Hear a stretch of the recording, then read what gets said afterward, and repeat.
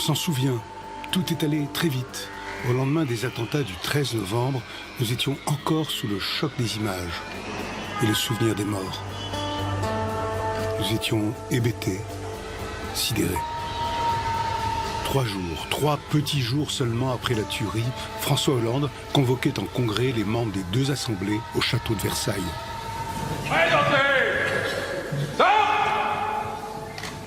La France est en guerre. Les actes commis vendredi soir à Paris et près du Stade de France sont des actes de guerre. Monsieur le Président de la République,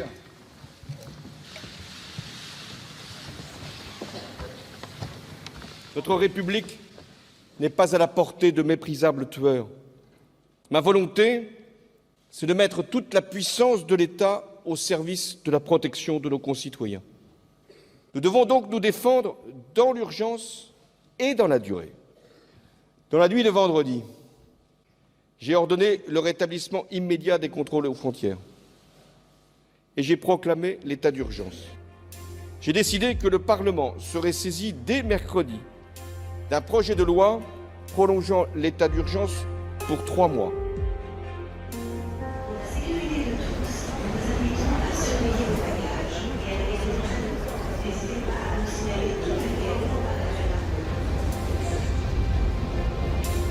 Sans même avoir eu le temps de réaliser ce qui nous arrivait, nous avions redécouvert tout un vocabulaire. Interpellation, arrestation, assignation, perquisition. Toutes ces procédures administratives présentées comme nécessaires sont-elles excessives? Il y a bien longtemps que nous n'avons pas eu à nous poser aussi fortement de telles questions. Ce papier, hein.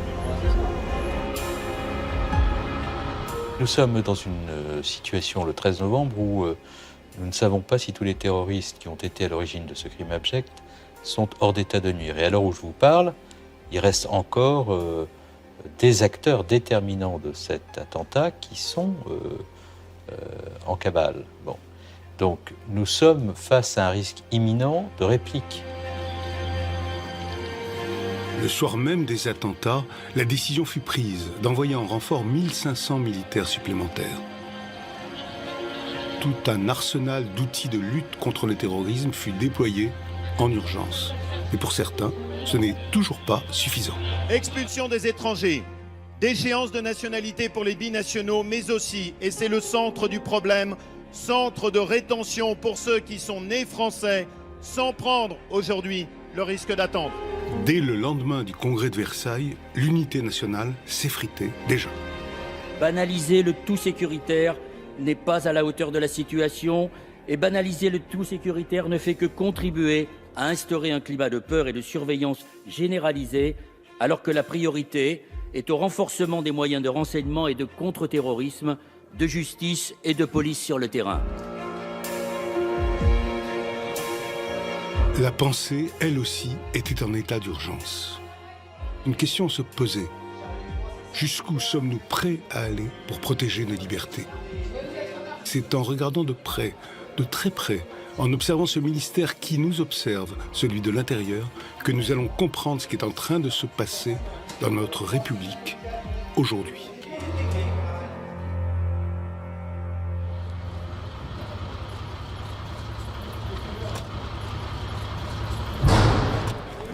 Les forces d'intervention du RAID ont vécu au premier plan, avec les brigades anti-gang de la police judiciaire, la BRI, l'horreur des attentats du 13 novembre au Bataclan.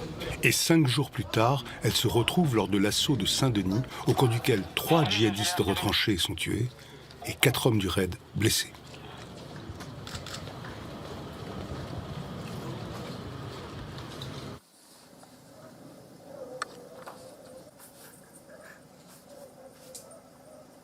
C'est dans ce climat lourd, tendu, moins de 2 semaines après ces événements, que le RAID s'apprête à renforcer la nécessaire sécurité de 150 chefs d'État réunis en même temps et en même lieu au Bourget pour la COP 21. La conférence internationale sur le climat a finalement été maintenue, malgré la crainte de certaines délégations d'être confrontées à de nouveaux attentats. Et c'est lors de cette conférence que l'état d'urgence va soulever les premières questions autour des libertés publiques. Allez.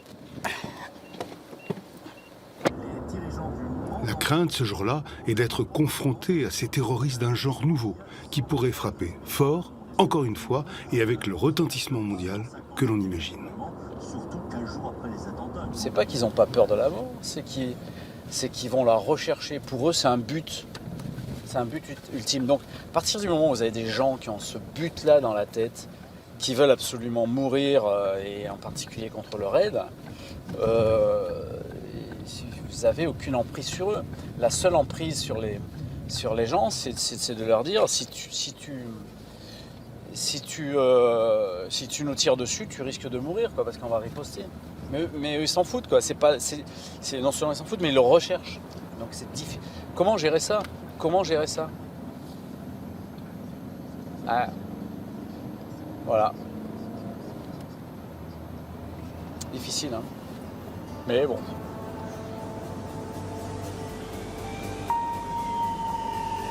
Bonjour. Ouais. La France n'a pas lésiné sur la sécurité afin de ne pas compromettre ce grand rendez-vous tant attendu. Jamais un tel dispositif n'avait été déployé dans le pays. Sur le seul site du Bourget, 2800 policiers et gendarmes et plus de 6000 hommes furent déployés dans Paris.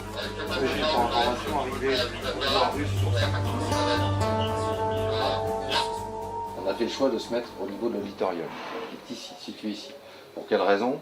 C'est qu'en cas de difficulté de basse ou moyenne intensité, l'ensemble des VIP qui seront présents sur le site seront regroupés au sein de l'auditorium. Ensuite, on a positionné un tireur de haute précision à l'angle de ce bâtiment et à l'angle de celui-ci, de manière à couvrir l'ensemble du champ. Transport en commun, espace aérien, routes, frontières, tout est sous surveillance. Mais en voulant rassurer leurs hôtes avec des moyens de sécurité colossaux, les autorités françaises vont aller très loin dans leur recours aux mesures de l'état d'urgence. À l'abri des regards, 24 militants supposés violents furent assignés à résidence de manière préventive. Malgré l'interdiction de manifester pendant la durée de la COP21 et au nom de l'état d'urgence, des milliers de personnes bravèrent l'interdit. Et des heurts éclatèrent entre les forces de l'ordre et certains manifestants parmi les plus virulents. Une question se pose alors. Si l'état d'urgence a vocation à lutter contre le terrorisme djihadiste, pourquoi des militants d'une toute autre nature firent-ils l'objet de ces mesures d'assignation à domicile ?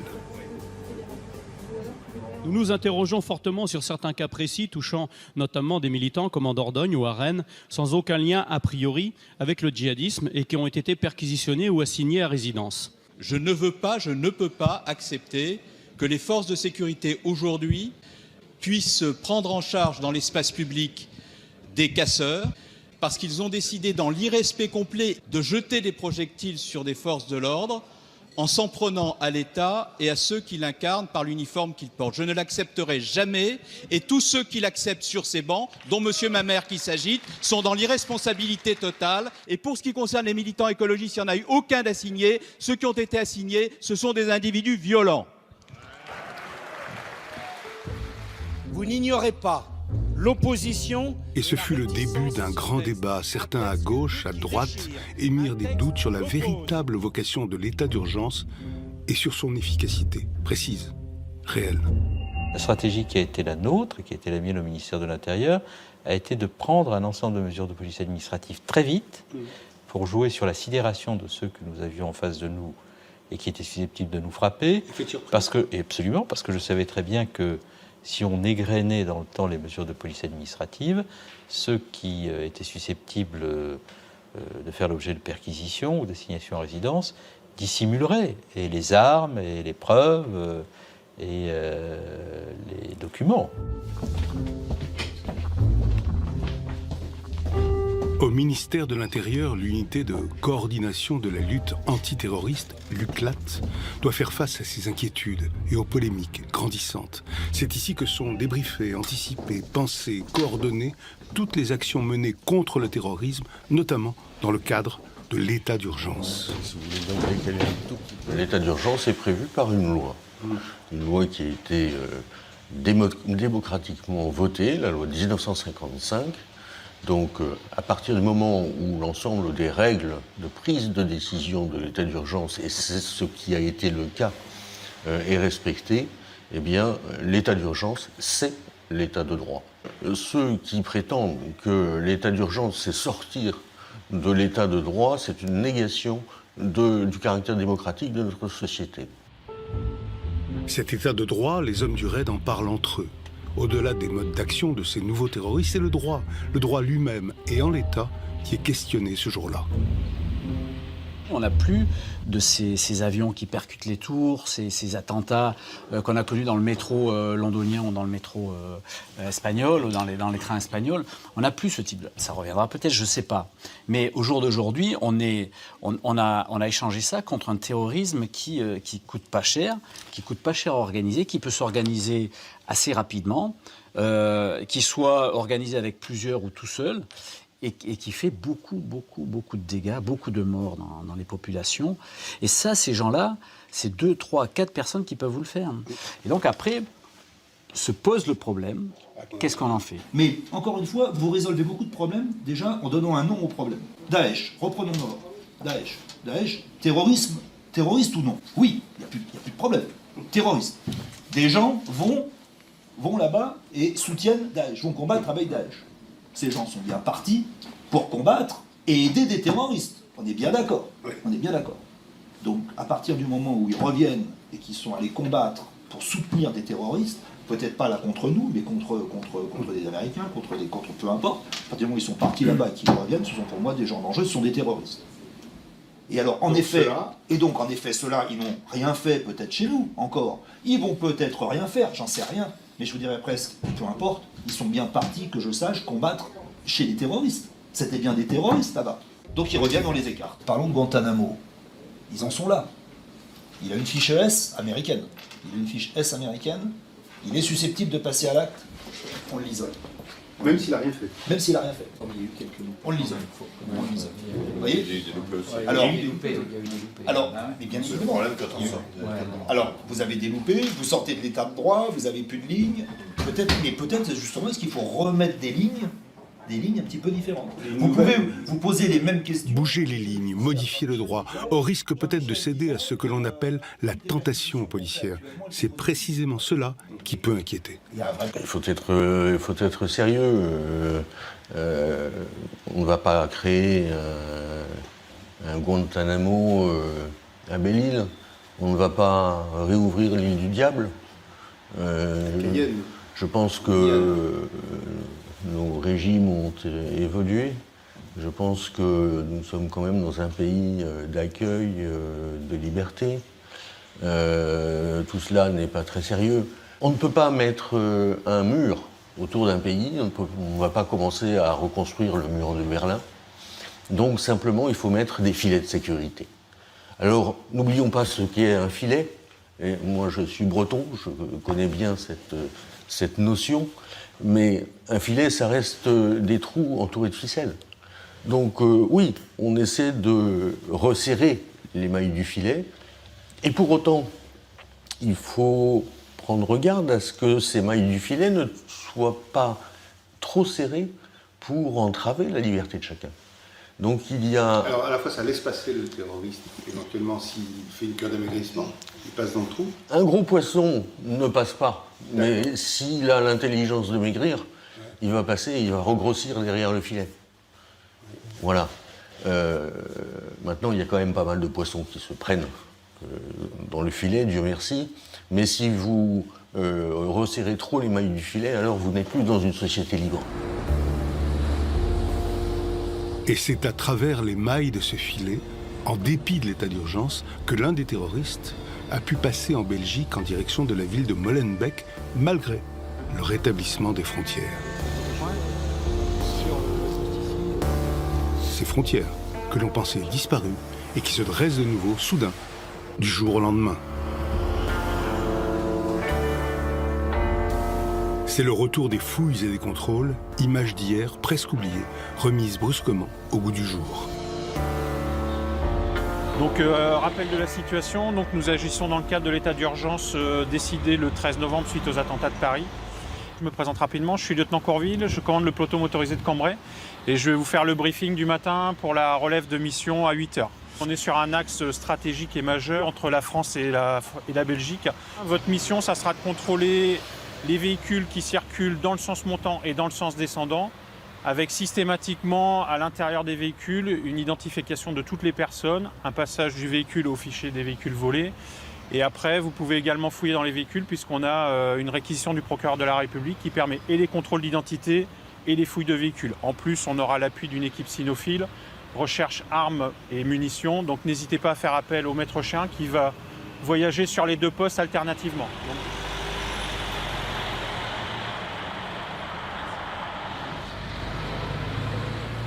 Gendarmerie nationale, bonjour monsieur. Je vais vous demander de me présenter la carte grise du véhicule, votre permis de conduire ainsi que la pièce d'identité du passager, s'il vous plaît.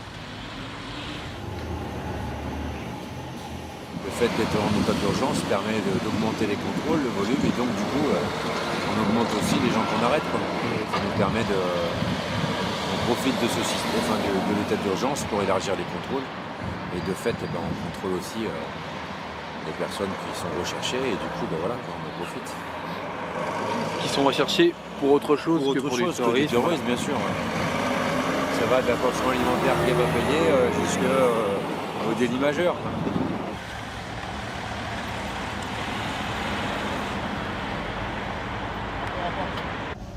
Vous voulez bien couper? Voilà, très bien. Et me présenter le permis de conduire, la carte grise, ainsi qu'une pièce d'identité pour chacun d'entre vous, s'il vous plaît.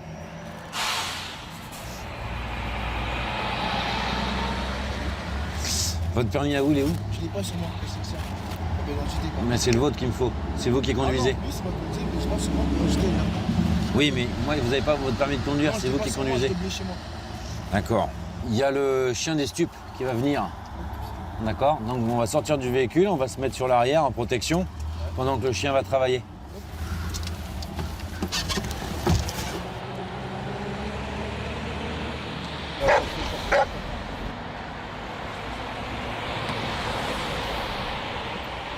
C'est quoi, du pognon? Ouais, du pognon. On a trouvé 2 enveloppes avec de l'argent. 2 enveloppes. Ça peut peut-être intéresser. Vous avez un ticket de retrait, vous avez quelque chose? J'ai mon compte bancaire que je peux vous retirer par téléphone. Ouais, éventuellement, je veux bien. C'est de l'argent que vous avez retiré quand, ça? Il y a ma mère qui m'a donné un peu. Alors attendez, ça c'est quoi? Ça c'est votre... Ça c'est mon virement, c'est quand je travaille. Je comprendrais qu'une personne qui se promène avec 1800 € sur lui sans salaire, la provenance, ça peut être... non mais elle peut être tout de suite plus douteuse. Bah oui, voilà. Vous avez vu, c'est mon salaire. Voilà. Moi j'ai un salaire aussi, je ne promène pas avec 1800 € sur moi. Ouais, mais bon. C'est-à-dire qu'on recherche prioritairement des jeunes, avec soit des plaques étrangères, soit des plaques de la région parisienne. Et puis on fait du profil ciblé, quoi. Profil ciblé. Et danger possible d'arbitraire ou même risque de contrôle au faciès. Dans une France en état d'urgence, d'éventuelles dérives sécuritaires préoccupent, bien sûr. Surtout lorsque des profils autres que celui de terroristes tombent aussi dans les mailles du filet.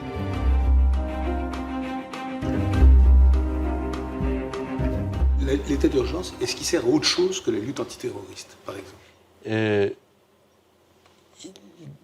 Là, il faut être extrêmement précis sur cette réponse. Nous n'avons pas pointé que des gens dont nous étions sûrs qu'ils étaient engagés ou dont nous les soupçonnions d'être engagés dans des opérations terroristes. Par exemple, nous avons pointé aussi des trafiquants d'armes et de stupéfiants. Parce que nous savons qu'il y a aujourd'hui une porosité entre certains milieux de la délinquance et les milieux terroristes. Et que nous avons pensé que de rentrer par la délinquance et le droit commun dans les perquisitions administratives était une manière d'atteindre les cibles terroristes. Peut-être, mais dans ce cas, où s'arrêtent les perquisitions et les assignations à résidence dans le cadre de l'état d'urgence? Jusqu'où va-t-on chercher le lien, plus ou moins direct, avec le terrorisme? Have you got something in the pockets of your pants? Here. Nothing? Turn. Thank you. Put your hands up. Okay, great. Don't move.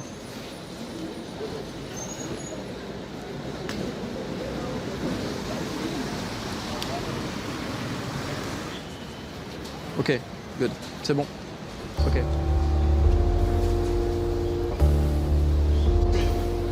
Si vous êtes témoin d'une situation qui présente un risque pour votre sécurité ou celle des autres voyageurs, appelez le numéro d'alerte.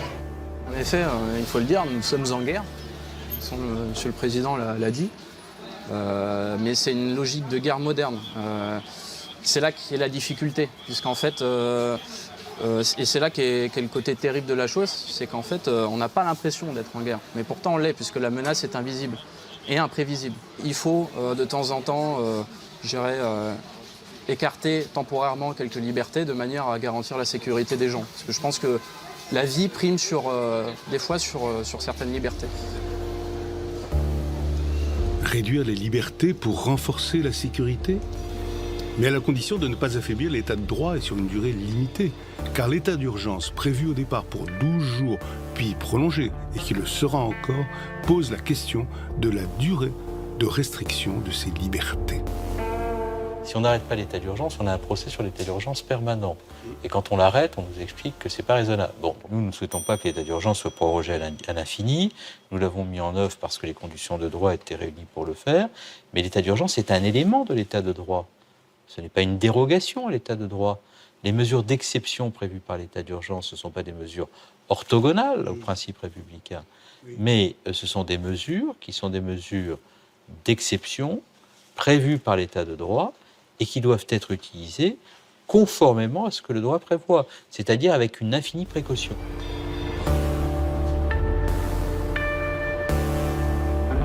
Mais pour vérifier si ce respect de l'état de droit s'exerce bien, il faut regarder la partie immergée de l'iceberg, celle d'où proviennent tous les renseignements nécessaires pour déclencher une assignation à résidence ou une perquisition administrative. C'est le SCRT, Service central du renseignement territorial, plus connu il y a quelques années sous le nom de RG, Renseignements généraux. C'est là que remontent les informations de terrain en provenance de tout le territoire national. Nous travaillons, vous le savez, sur des signalements dits de bas de spectre, des signaux faibles. C'est-à-dire une personne qui va nous signaler effectivement son voisin, un milieu professionnel qui va s'étonner de l'évolution d'un individu. Genre il circule la main d'une femme, par exemple, voilà, ce genre de choses. Une famille qui va s'inquiéter parce qu'effectivement sa fille ou son fils s'est converti et développe une pratique ultra rigoureuse de l'islam. Tous ces signalements-là vont très naturellement pour évaluation au renseignement territorial et nous permettent d'avoir depuis plusieurs mois maintenant, plusieurs années, depuis le printemps 2014, une importance de plus en plus grande de ces signalements, un vivier de radicalisés sur lequel nous sommes en travail permanent d'évaluation, une évaluation fine, en faisant preuve de discernement. Je veux dire, il y a des cas de radicalisation suspectés comme radicalisation qui n'en sont pas, qui sont simplement des conversions. On lève le doute, c'est ça. Et là, on va effectivement permettre de lever le doute. Mais, en toute hypothèse, pour lever le doute, il est parfois nécessaire d'aller sur des actions qui sont des actions de l'administration, qui nous donnent ensuite un résultat qui est un résultat, j'allais dire, qui peut, dans bien des cas, dans la majorité des cas, j'allais même dire, permettre de clôturer purement et simplement une situation de doute, en disant là, il n'y a plus raison d'avoir de doute. Voilà. Mais dans d'autres cas, ça va nous conforter dans une suspicion et dans la certitude, ou ce qui devient la quasi-certitude, qu'un individu est suffisamment fragile pour basculer. Ça, c'est ce qu'on est. On est toute la France en plus. Dans le département du Val d'Oise, une centaine de perquisitions ont déjà été effectuées depuis la mise en place de l'état d'urgence. Le travail des services du RT permet de comprendre concrètement comment s'opère une levée de doute ou au contraire une confirmation de suspicion. On s'est rendu compte après les attentats du 13 novembre qu'on avait une averse, un flot de signalements. On va dire en période classique, on est à 15 à 20 signalements par mois. Voilà. Depuis le 13 novembre, nous avons enregistré près d'une 50aine de signalements. Voilà, dont une majorité d'ailleurs par cette fameuse plateforme du Centre national de prévention de la téléphone vert, le numéro vert, effectivement. Voilà, on a près d'une 50aine. Là, quand je vous disais une averse de signalement, c'est vraiment une averse de signalement. Pour partie infondée, c'est-à-dire que avant c'était mon mari est pédophile, quand il a la garde, il touche les enfants. Bon, ok, bah maintenant c'est mon mari est un méchant terroriste, il va les emmener en Syrie. Ça marche aussi. Alors des fois oui, c'est des cas. Puis des fois bah non, mais on sait comme ça que madame a embêté monsieur pendant un petit temps. On nous demande d'être bien sûr de nos cas, on doit motiver les cas que l'on propose, hein, je veux dire, comme je le disais, on ne sort pas les noms comme ça de notre chapeau. Hein. Ça nous desservirait de taper tous azimuts. De galvauder l'état d'urgence, c'est ça que vous voulez dire ? Exactement, parce que on est là pour accomplir un travail, c'est-à-dire pouvoir diagnostiquer la radicalisation, prendre la mesure de la menace et pouvoir après y apporter des solutions. Alors, pour éviter de galvauder l'état d'urgence, il convient de vérifier, avant de décider. C'est dans ce cadre qu'une petite équipe, ce soir-là, met en place une planque, c'est-à-dire une surveillance devant une salle de prière. Bon, on y go ? Ouais. Allez, c'est parti.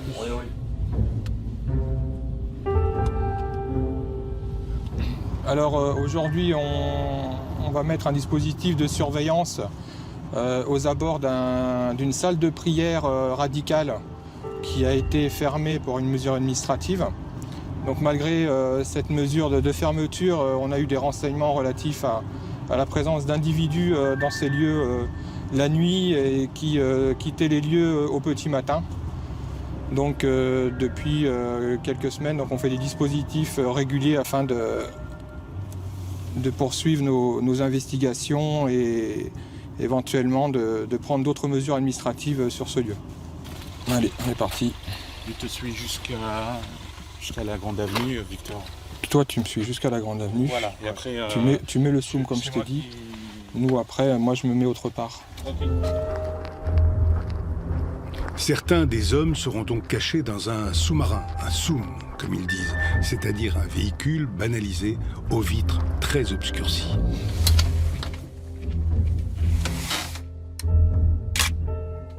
Là, pour le moment, il n'y a pas d'activité, mais mes autres collègues sont de l'autre côté, parce que le pavillon, il se constitue donc d'une entrée principale. Là où on est, c'est carrément à l'arrière du pavillon. Il y avait une petite porte de jardinier qui donne carrément sur l'avenue, qui elle a été forcée. Là où les individus pourraient rentrer. Sur 4-5 heures de surveillance, on va peut-être avoir 10 secondes qui pourraient nous intéresser. Sur 10 secondes, ça peut nous permettre d'avoir plein de renseignements.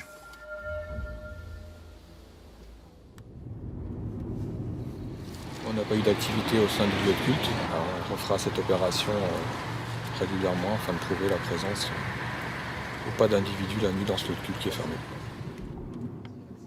Pour vous, là, c'est un coup de perdu ou pas du tout? Non, pas du tout. Non, c'est pas un coup perdu. En fait, quand on a des renseignements sur une activité nocturne dans un lieu de culte, par rapport à la base du renseignement, il faut arriver à cibler le créneau où il y a cette activité de manière régulière pour pouvoir après mettre en route des mesures administratives et dire que l'arrêté de fermeture n'est pas respecté. Quelle est la réalité de la radicalisation dans le Val d'Oise? La radicalisation, elle touche de nombreux quartiers de notre arrondissement. J'irai plus loin que la commune d'Argenteuil. Maintenant, c'est quand même certains quartiers difficiles où sont issues la majorité des personnes que nous suivons. Mais aussi, on a des individus qui sont originaires de milieux sociaux élevés. Et on a aussi une féminisation de la radicalisation aussi qui a été constatée sur l'arrondissement. Voilà. Ce niveau de radicalisation en local est évalué ici, à la préfecture, dans le cadre de l'état d'urgence. Celui qui décide des perquisitions administratives et des assignations à résidence sur la base de renseignements n'est pas un juge, mais un préfet. C'est ce qu'on appelle une décision administrative par opposition à une décision judiciaire. Ceci pose la question du rôle et du contrôle de la justice sur l'action policière. Le préfet, le voici. Il est ce jour-là entouré des services de renseignement du département, porteurs d'informations bien sûr confidentielles, mais qui ne reposent sur aucune preuve juridique établie. Je propose de passer à l'ordre du jour en commençant par l'examen des fermetures administratives de lieux de culte. On en a un qui l'est depuis hier. C'est une salle de prière sur décision de la commission de sécurité et sur décision, sur arrêté de fermeture administrative du maire. On avait une inquiétude pour un des lieux, mais on va l'évoquer, de la présence des scellés que nous avons fait poser pour garantir l'effectivité de la mesure. Mais je vous propose qu'on l'évoque tout de suite, donc avec la salle de prière. A priori, pas de difficulté, commissaire. Pas de réintroduction. Les scellés sont respectés, pas de sujet s'agissant donc c'est une école confessionnelle et un lieu de culte. Là, c'est sur celui-ci que nous avions une inquiétude sur les scellés. La commune avait une inquiétude du respect de la décision de fermeture administrative qui avait été prise et je crois que l'inquiétude a été levée. Là, on fait la vérification. Voilà, les scellés sont bien en place. Ouais. Ok, merci. Sur les assignations. Les assignations à résidence. Donc, nous en sommes actuellement à 21 personnes assignées à résidence dans le département. Monsieur qu'on connaît bien également autour de cette table, qui nous sollicite beaucoup alors, sur son assignation à résidence. Il nous appelle entre 2 et 3 fois par jour, sur sa possibilité de récupérer ses armes. C'est l'individu dont nous évoquions tout à l'heure. Donc à ce stade, on vous propose peut-être de le maintenir sous assignation à résidence, compte tenu du profil de l'individu. Lui, en tant qu'individu, n'est pas, il faut être très clair, n'est pas quelqu'un de radicalisé. En revanche, c'est sa porosité, sa proximité avec les problèmes de l'armement qu'il avait réalisé, et des armes, et c'était l'objectif qui avait été fixé. Et là-dessus, c'est une personne qui est... qui dès lors qu'on va lui redonner ses armes, retournera au club de tir, rencontrera ces personnes et aura toujours des munitions chez lui. Donc on a quand même un risque, c'est dans ce sens-là qu'on a travaillé. C'est ce qui a motivé, n'oublions pas qu'on était à ce moment-là dans la recherche de personnes pour fournir des armes et munitions à des personnes pour en passer à l'acte. Il faut quand même aussi bien identifier la problématique. Ok, donc sur celui-là, on ne bouge pas pour le moment. On a 2 assignés à résidence qu'il avait été au lendemain quasiment, puisqu'il l'avait été le 15 novembre 2015, qui avait été assignés à résidence et pour lesquels on a demandé l'abrogation au ministre de l'arrêté. Ça a été fait. Pour l'un le 12 décembre et pour l'autre le 10 décembre. Je pense que ça doit être dans les tuyaux. Nous, on a fait passer à notre centrale la semaine dernière. Donc, ouais. Ça remonte côté préfecture et ça remonte aussi côté services centraux. Le fruit essentiel des perquisitions, c'est le renseignement. C'est le renseignement. Donc c'est du renseignement de toute nature. C'est parfois du très petit renseignement, à ceci près que, mis bout à bout avec l'ensemble des renseignements collectés autour de cette période, eh bien, nous contribuons, à notre niveau, à l'établissement de la cartographie la plus fine possible des réseaux, des contacts, des complicités.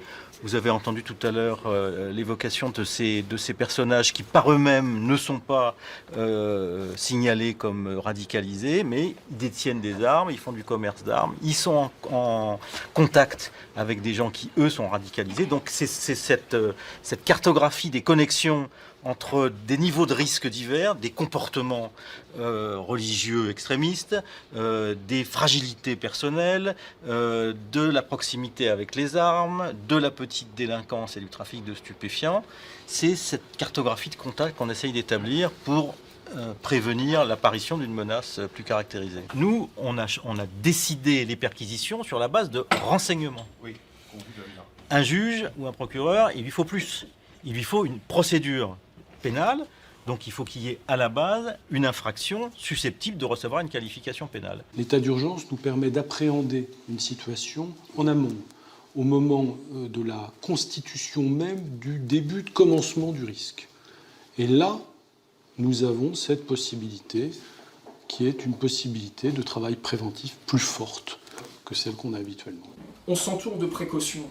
On s'entoure de précautions pour aller chez les gens. Voilà. On ne peut pas aller, comme je vous le disais, au coin de la rue, faire une perquisition administrative. On n'en a pas le droit.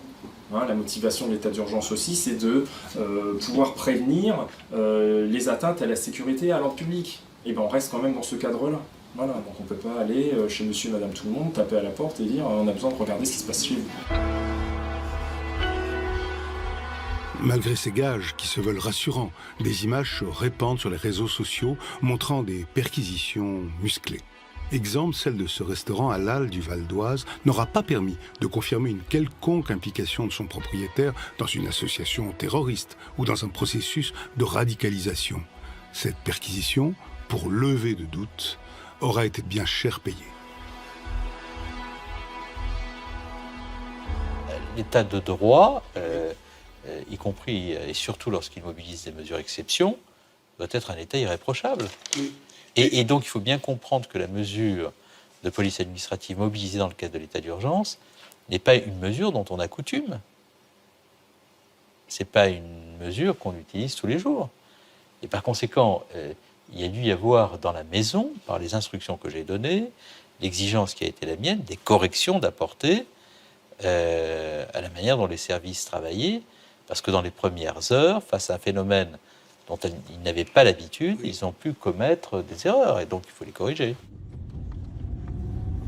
Même si ces dérapages ne sont pas systématiques, les images ont marqué les esprits et renforcent au sein de la communauté musulmane, parfois, souvent, un sentiment de stigmatisation.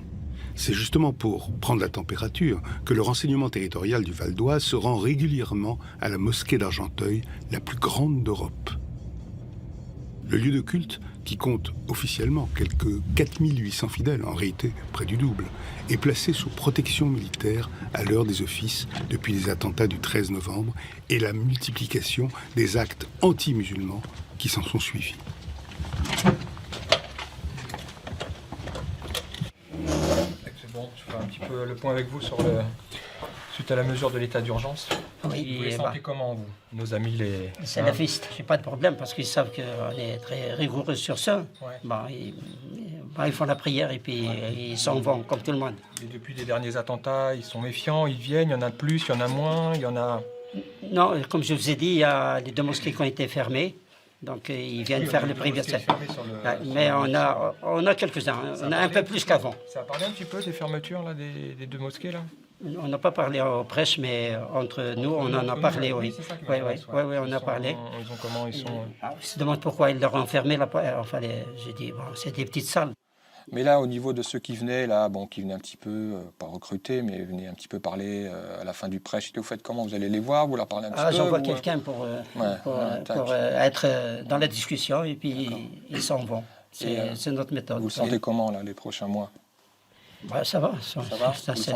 On va toujours dans le bon sens. On a toujours travaillé ensemble, de toute façon. On a toujours travaillé ensemble, oui. Dans la clarté, la transparence la plus complète. Bon, mon petit thé, moi.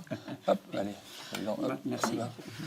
Monsieur Omar, docteur là, qui s'occupe des jeunes. Venez. Assieds-toi. Dites-moi, comment ils réagissent autour de vous là pour les perquises? Il y a des réactions de la part des fidèles et de la part des musulmans qu'on connaît. Et c'est visible sur les réseaux sociaux. Ouais. On s'indigne contre certaines façons de faire ces perquisitions. Cette façon, vous la qualifiez quoi? De violente? Oui. Et selon certains témoignages, toujours sur les réseaux sociaux, il y avait même des atteintes aux libertés des gens, et des propos déplacés, et surtout des plaintes de la façon dont ces perquisitions ont été opérées. Les gens parlent de tout ça et se demandent pourquoi ça, et d'autres disent que c'est une autre façon de stigmatiser la communauté musulmane.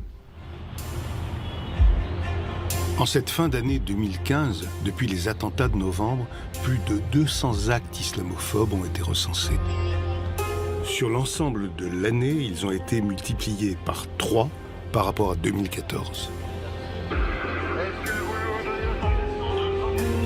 C'est sur fond de ces chiffres inquiétants dans un pays sous haute surveillance que les Français célèbrent le passage à 2016.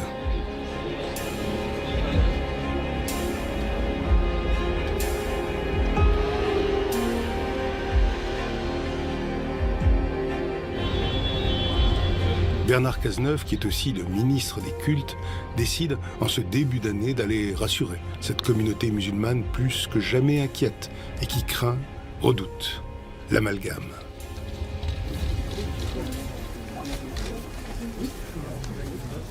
Jamais. Et ce sera un combat qui aura lui aussi toute sa force, que l'on puisse profiter des événements tragiques auxquels notre pays est confronté pour susciter la division au point d'encourager les actes anti-musulmans. Mais il y a une autre communauté à rassurer et qui a été durement éprouvée par les attentats cette année. Et c'est à l'occasion de la cérémonie d'hommage aux victimes de l'hypercacher de janvier 2015 que Bernard Cazeneuve doit faire face aux demandes de protection et de sécurité des Juifs de France venus ce soir-là se souvenir et se recueillir.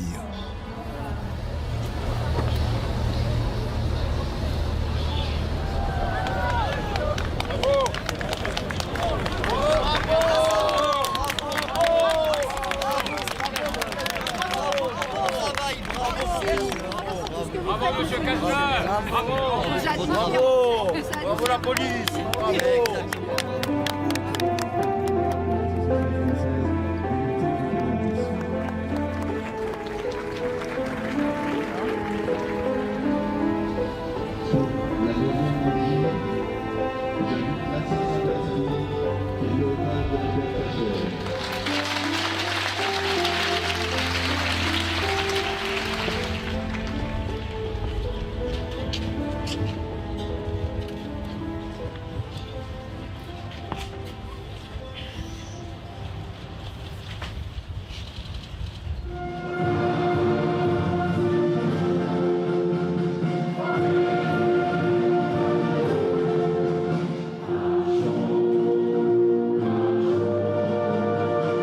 Malgré cette volonté réaffirmée de fédérer, de rassembler tous les citoyens autour de l'idéal républicain, la société française s'interroge et parfois se fragmente.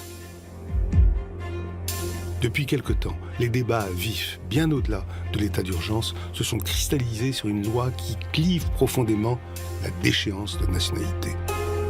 Que cette déchéance concerne les seuls binationaux ou l'ensemble des Français importe peu à Christiane Taubira. Pour la ministre de la Justice, c'est le principe même qui est en cause. Il lui semble inacceptable. Je quitte le gouvernement sur un désaccord politique majeur. Je choisis d'être fidèle à moi-même, à mes engagements, à mes combats, à mon rapport aux autres, fidèle à nous, tel que je nous comprends. Non, non, à la déchéance. Non, non, non, à l'état d'urgence. Non, non. À le PS, c'est B comme Perquise, S comme Fichesse. Abat, abat, abat le PS. La proposition du président de la République d'inscrire état d'urgence et d'échéance retrait de nationalité dans la Constitution qu'il conviendrait alors de réviser est considérée avec suspicion. Et dans la rue, sous le regard des policiers, nombreux sont ceux qui durcissent le ton.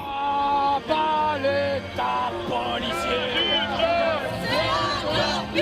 Abrogation des lois d'exception. Action, révolution contre le racisme. Aux côtés des manifestants, Halim Abdelmalek. Il a été le premier à voir le Conseil d'État suspendre son assignation à résidence après avoir été soupçonné, à tort donc, d'appartenir à la mouvance islamiste radicale. J'ai dû passer 2 mois et 4 jours assigné à résidence chez moi. J'ai dû subir cette oppression. J'ai dû subir ces sentiments que je ne connaissais pas, ces sentiments d'injustice, ces sentiments de solitude, de délaissement. Surtout quand on sait qu'on n'a rien fait, quand on sait qu'on n'a rien à voir à tout ça, et quand on sait qu'on est juste humain, et que peu importe ce qu'on pratique, peu importe ce qu'on vit, voilà, on est français, on est né en France, et quand même on nous fait subir ces choses-là, il faut penser aux générations qui vont venir après. Merci. Merci. Une chose est sûre, l'état d'urgence et surtout le débat sur la déchéance de nationalité ont réveillé de vieux fantômes. On les croyait disparus. Pendant la Seconde Guerre mondiale, mon père était résistant, a été qualifié de terroriste par l'occupant nazi parce qu'il avait pris des armes. Et il avait été qualifié de terroriste non pas par des juridictions indépendantes, mais par l'occupant. L'indignité nationale eût été une meilleure solution et aurait évité la désunion nationale. Nos concitoyens n'ont rien à gagner et les terroristes rien à craindre de cette réforme constitutionnelle, symbole d'une république du repli, de la peur et du rejet, d'une république qui s'abaisse plutôt que de grandir. La Constitution n'est pas un texte fourre-tout où l'on range les petites humeurs d'un gouvernement qui a le goût des bottes qui claquent. Alors que les débats sur la révision de la Constitution continuent, l'état d'urgence, lui, est prorogé. Et ceci jusqu'au 26 mai. 4 mois après que l'état d'urgence ait été décrété, l'heure est au bilan. On dénombre plus de 3450 perquisitions sur l'ensemble du territoire. 740 armes ont été saisies, dont 75 armes de guerre. 340 assignations à résidence ont été notifiées. 70 d'entre elles ont été renouvelées. 67 peines ont été prononcées. Elles ont abouti à 55 incarcérations. Et une trentaine d'infractions liées au terrorisme ont été constatées. En attendant, qui connaît la suite? Qui peut, et selon quels critères, anticiper la manière de sortir de cet état d'urgence? Et combien de temps pourront tenir à ce rythme les forces de l'ordre formées à faire la police et qui se retrouvent, selon l'expression du président de la République, en situation de gérer la guerre?